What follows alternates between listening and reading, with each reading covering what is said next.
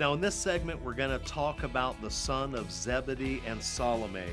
His name was James, and he was also called the Greater to distinguish him from the Apostle James the Less, who was probably shorter in stature than James the Greater, who was the brother of John, the beloved disciple and probably the elder of the two brothers.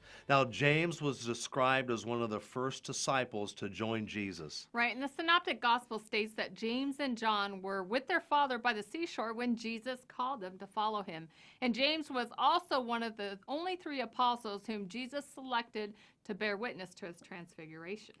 Now, James is the only apostle whose martyrdom is recorded in the New Testament. He is traditionally believed to be the first of the 12 apostles to be martyred for his faith. The Acts of the Apostles record that Herod the king, or traditionally identified as Herod Agrippa, had actually executed James by the sword. Now here's how it reads in Acts chapter 12, verse 1 through 3.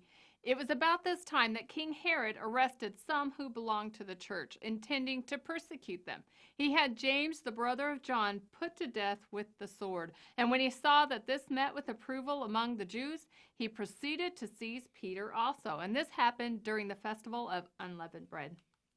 Now, some non-biblical sources suggest that it's no surprise that Herod arrested and beheaded James because of his fiery temper, for which he and his brother probably earned the nickname Boanerges, or Sons of Thunder, right? We see that in the scriptures. Now, as we look at the arrest and execution of James and then the arrest of Peter, we can only wonder why God decided to spare Peter's life, but yet proceeded to allow Herod to behead James. Right. And although, this may seem to be a mystery of divine providence, we should all keep in mind that Jesus told Peter the following in John chapter 21, verse 18. He said, "Very truly I tell you, when you were younger, you dressed yourself and went where you wanted. But when you are old, you will stretch out your hands and someone else will dress you and lead you where you do not want to go." That's right. As we know, Peter lived a full life and was later martyred in Rome some 20 or 30 years later.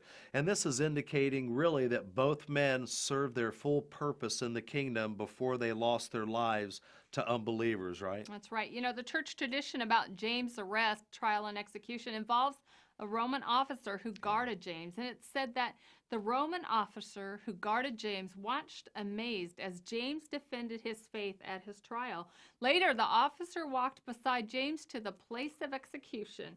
Overcome by conviction, he declared his new faith to the judge and knelt beside James to accept beheading as a Christian. That is awesome. You see, this is a great example about how the evil forces of this world can be used to show the light of God. We know this is very difficult for all of us to accept and to live out, but we should all keep in mind how closely unbelievers watch a Christian in times of persecution. They do, and the true testimony of our faith, the power of the cross, is not seen by what kind of church we attend or by the abundance of our material goods or how a Christian never has problems, sickness, or trouble, but rather by the persistence of our faith in all these things. They watch for the trueness of our faith to see if Jesus is real. That's right.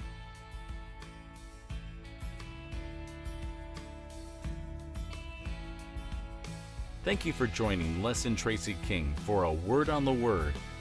Visit awordontheword.tv to receive their latest audio or video broadcast.